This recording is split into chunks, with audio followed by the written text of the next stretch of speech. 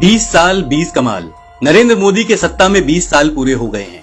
उनके 20 साल के कार्यकाल के काले कारनामों का कच्चा चिट्ठा लेकर आए हैं हम।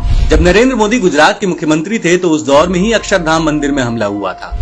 इशरत जहां मामले की आंच मोदी के दामन पर वो काला दाग है जिसे वो आज तक नहीं धो पाए हैं। नरेंद्र मोदी के राज में गुजरात के पूर्व गृह मंत्री हरेन पंड्या का कत्ल हो जाता है, जिसके छींटे मोदी सरकार तक जाते हैं। गुजरात में स्नूप गेट कांड हुआ जिसमें अमित शाह और नरेंद्र मोदी का नाम आया।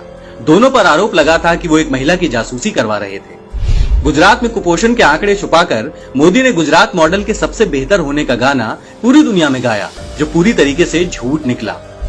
मोदी को सालों तक अमेरिका का वीजा नहीं दिया गया।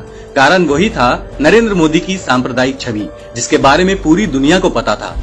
आईपीएस अधिकारी संजीव भट्ट को मोदी की खिलाफत करने के जुर्म में जेल में डाल दिया गया, वो भी सिर्फ इसलिए कि उन्होंने मोदी की अल्पसंख्यकों के प्रति नफरत का भंडा फोड़ कर दिया था। नोटबंदी करके मोदी ने पूरी भारतीय अर्थव्यवस्था को चौपट करके रख दिया, करोड़ों लोगों की जिंदगी बर्बाद करके रख दी। नरेंद्र मोदी ने जीएसटी को देश पर थोप दिया और सब जानते हैं कि उसका नुकसान देश को कैसे पहुंचा।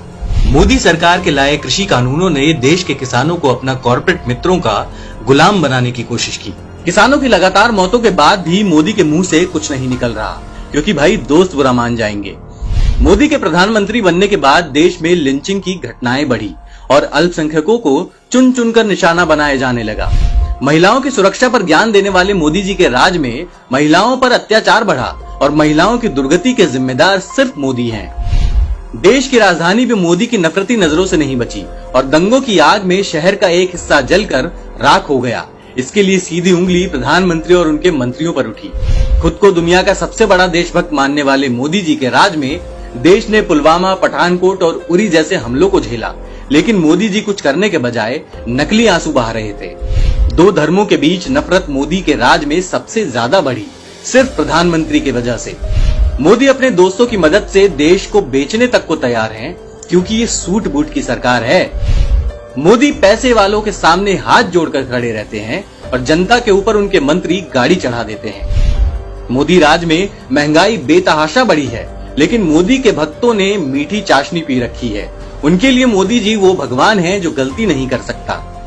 दुनिया भर में घूमने वाले मोदी ने दुनिया भर से भारत के रिश्ते खराब कर दिए हैं। मोदी राज में रूस, चीन, तुर्की, फ्रांस, कनाडा जैसे देशों से द्विपक्षीय संबंध खराब हुए हैं। मोदी जी जहां भी जिस कुर्सी में रहे, देश को सिर्फ नुकसान पहुंचा है।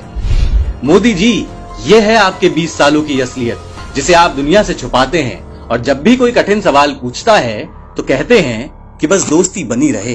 दोस्ती बनी रहे, अपनी दोस्ती बनी रहे।